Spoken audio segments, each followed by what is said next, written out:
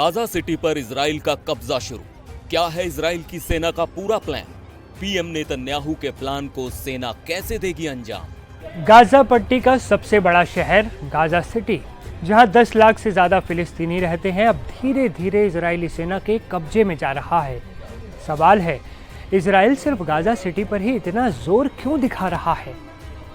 तो बीबीसी हिंदी की एक रिपोर्ट के मुताबिक इजरायली सेना ने योजनाबद्ध जमीनी हमले की शुरुआत की है।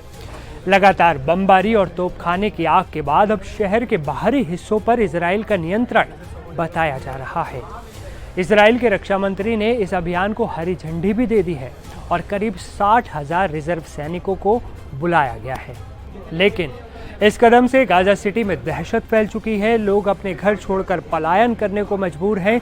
संयुक्त राष्ट्र और अंतर्राष्ट्रीय समुदाय पहले ही चेतावनी दे चुका है कि इस ऑपरेशन से और बड़े पैमाने पर विस्थापन और नागरिकों की मौतें होंगी, यानी मासूमों का खून बहेगा। अब असली सवाल, सिर्फ गाजा सिटी ही क्यों?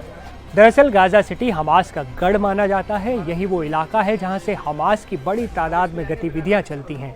इजराइल मानता है कि अगर उसने गाजा सिटी को अपने नियंत्रण में ले लिया तो हमास की कमर तोड़ देगा और बाकी इलाकों में दबाव अपने आप बन जाएगा। लेकिन यहाँ एक और दिलचस्प पहलू और है। बीबीसी हिंदी की रिपोर्ट बताती है कि इस मुद्दे पर इजराइल के प्रधानमंत्री बेंजामिन नेतन्याहू और सेना प्रमुख के बीच मतभेद भी हुए। पीएम पूरे गाजा पट्टी पर कब्जा चाहते थे, जबकि सेना प्रमुख ने इसका विरोध किया और केवल गाजा सिटी पर ध्यान केंद्रित करने की सलाह दी। यही वजह है कि मौजूदा योजना सिर्फ गाजा सिटी तक ही सीमित दिखाई दे रही है, लेकिन बाद में इसका विस्तार भी हो सकता है। इजराइल का दावा है कि वो गाजा के लगभग 75% हिस्से पर पहले ही नियंत्रण जमा चुका है, लेकिन संयुक्त राष्ट्र का कहना है कि 86% इलाका या तो सैन्य नियंत्रण में है या फिर लोगों को जबरन निकाला जा चुका है।